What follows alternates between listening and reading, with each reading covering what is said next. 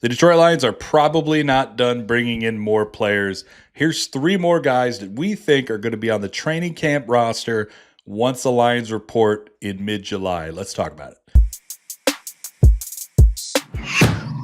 I'm Mike Payton from A to Z Sports Detroit. Today we're going to talk about 3 guys that we think the Lions will add to their training camp roster once they report. And what we're guessing is mid-July. We know they're going to report early this year because they are playing in the Hall of Fame game. They're skipping mandatory minicamp because of that. We don't know an exact report date yet, but I think we'll probably know that pretty soon. Anyways, here's 3 guys that I think are probably going to be on the roster. First off, Zidarius Smith. Really easy, right out of the gate.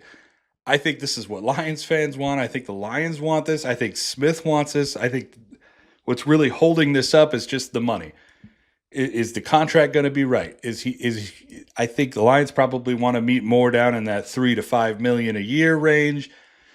Maybe Smith wants more like a 6 or 7 or 8. Maybe they'll find a way to meet somewhere in that middle half of that portion. Maybe it's $6 million. I don't know what it is, but I really feel like Zidarius Smith is going to be back to the Lions at some point. He hasn't signed anywhere else. He hasn't visited anywhere else. It doesn't seem like there's any news about him listening to somebody else or considering going somewhere. So I think Smith in Detroit just makes way too much sense to ignore. I think it's happening.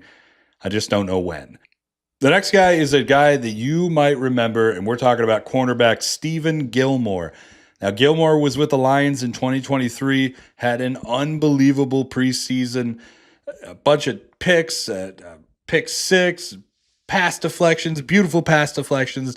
The Lions seemed like they really thought they were going to have something with him. They stashed him all through 2023. And in 2024, it didn't go as well. He didn't grow, I think, as the Lions really wanted him to. And he didn't wind up getting another opportunity in the NFL in 2024, but he is in the UFL right now for the Birmingham Stallions, and he's easily one of the best defensive players in that league. And I think what he has shown just with those pass deflections and the interceptions and the tackling ability and the run tackling ability that he has shown in the UFL, once that league ends here in the next few weeks, a lot of those guys are going to be free agents again. And I think the Lions might be looking at Gilmore to come back into camp, see what you could do all over again. There's certainly an opening for it. There's certainly players they could move around to shift to make that happen. I think Gilmore, with another chance in Detroit, could potentially score a practice squad position or maybe even that special teams corner position. That's one to watch, I think. The last guy's an interesting one. It's another player from the UFL. I've talked about this guy before. I still don't understand why he hasn't really got a shot in the NFL. It's because I think he keeps going to the worst possible teams that he could go to. Like last year, he went to the Cincinnati Bengals where they already have Jamar Chase and T. Higgins. I'm talking about Hakee Butler, St. Louis Battlehawks receiver, last year's offensive player of the year in the UFL. This is a guy who has been a really good receiver.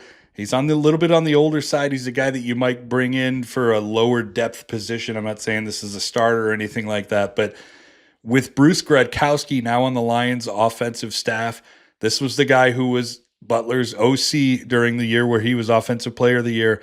I think there's a possibility that maybe you could see Butler come to Detroit, get a try during training camp, try to find a spot for him to make that team.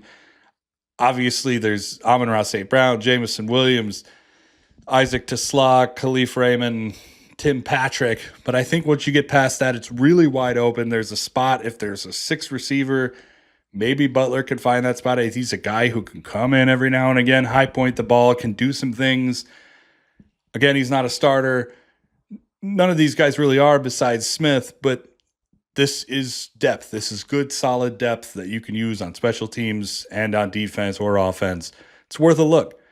Let's see what happens over the next month. And we'll talk to you guys next time.